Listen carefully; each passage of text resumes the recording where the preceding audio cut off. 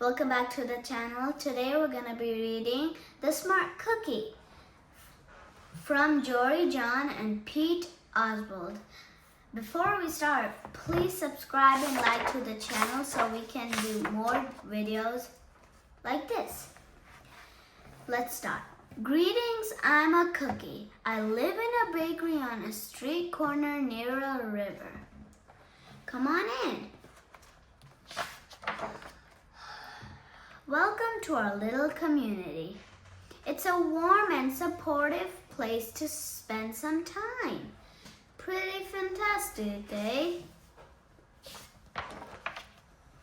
These days, life is sweet, but my journey wasn't always a cakewalk. When I was younger, I couldn't have imagined fitting in here. For a long time, I didn't feel comfortable speaking up or sharing my ideas. I didn't feel like a smart cookie. I wanted to be a cookie who knew all the answers, a cookie who felt confident in a group, a cookie who said, "Aha," when solving a puzzle like this, "Aha." Looking back, I had some trouble in my early days. I went to school in a gingerbread house. Our teacher, Miss Biscotti, was kind and patient.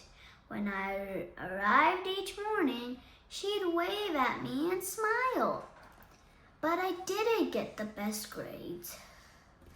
And I never raised my hand because I couldn't think of the answers as fast as the others. And I was the last to finish most tests. Sigh. It wasn't because I didn't care, and it wasn't because I didn't try. Sometimes I'd get distracted and mess up, even though I knew the material. Those were the most frustrating moments of all. Once I misspelled the word dough. That was rough. Another time I added when I meant to subtract. Occasionally, we'd have a lesson where I had absolutely no idea what was happening. I just couldn't keep up. I imagined that my desk was a raft and that I was completely lost at sea, because that's what I felt like. At night, I slept in a cookie jar. I had about 6 dozen roommates. Move, you move, no you move, no you move, no you move. I'd stay awake and stare out the window and worry, sigh. And it went this way, day after day after day. But then something happened that changed everything. It all started with a homework assignment. Miss Biscotti requested our attention one afternoon. "Tonight, I would like you to create something completely original," she announced. "It can be anything you want. Please bring it to class tomorrow." That was it. There were no further instructions. Miss Biscotti winked at me as I gathered my belongings. I felt like I had a million butterflies in my stomach. Create anything, something original, due tomorrow. Gulp. When I got home, I immediately went to work. At first, I tried a cookie project. The results were half-baked. Next, I tried to hammer and nail something. It splintered immediately.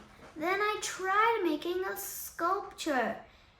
It was a complete bust. I wondered if I was about to fail yet another assignment. I was stuck. I stared out the window and watched. The rain hit the river. something mesmerizing about the water. How it moved in such a chaotic way, swirling around and around, yet ultimately figuring out exactly where it needed to go. Aha! Suddenly, I had an idea. I decided to write something original, a poem. I came up with a title based on how I'd been feeling, my crumby days. After that, the rest of it seemed to fall into place. I wrote and I wrote. I lost track of time.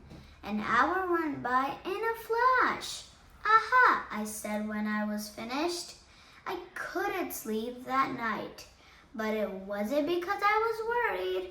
It was because I was excited. I felt like I had really accomplished something. I felt smart.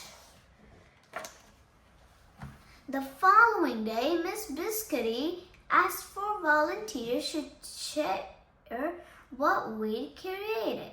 One kid showed off his original frosting art.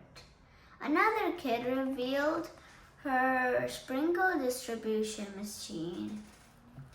It was neat seeing how everyone was good at such different things.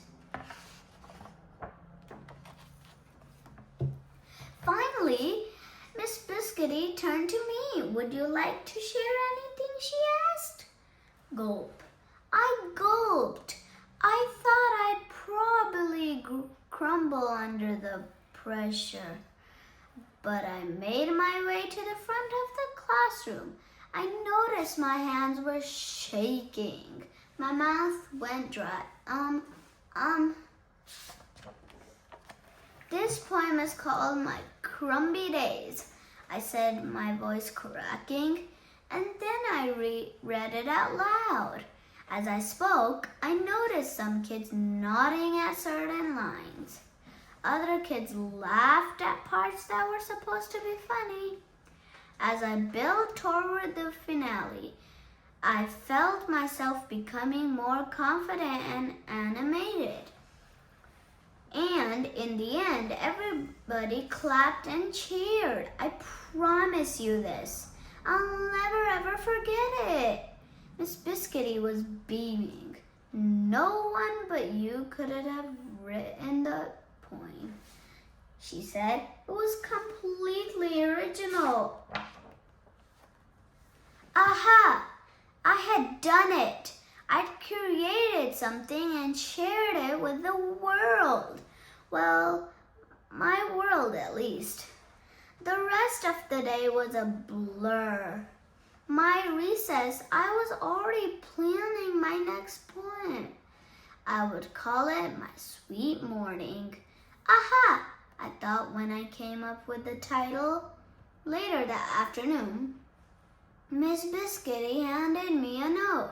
It said that I should keep on writing no matter what. That meant so much to me. School was a bit different after that. I wasn't so scared to raise my hand or ask a question or share my work. Bunk, sure, some things still don't come as easily for me as they do for others. But now I know that you can be smart in many different ways. You don't have to know the answers to every question or suddenly be great at everything all at once. You just need a chance to try all kinds of things to find out who you are and what you like to do. As for me, I learned that I can write and I can think up great ideas. And I've found plenty of other things I'm good at, too. I had no longer feel lost at sea. It's more like floating down river. And the best part is there's always more to learn. Poetry night, because we're all smart cookies. Aha, aha, aha. The end. Thank you. See you soon.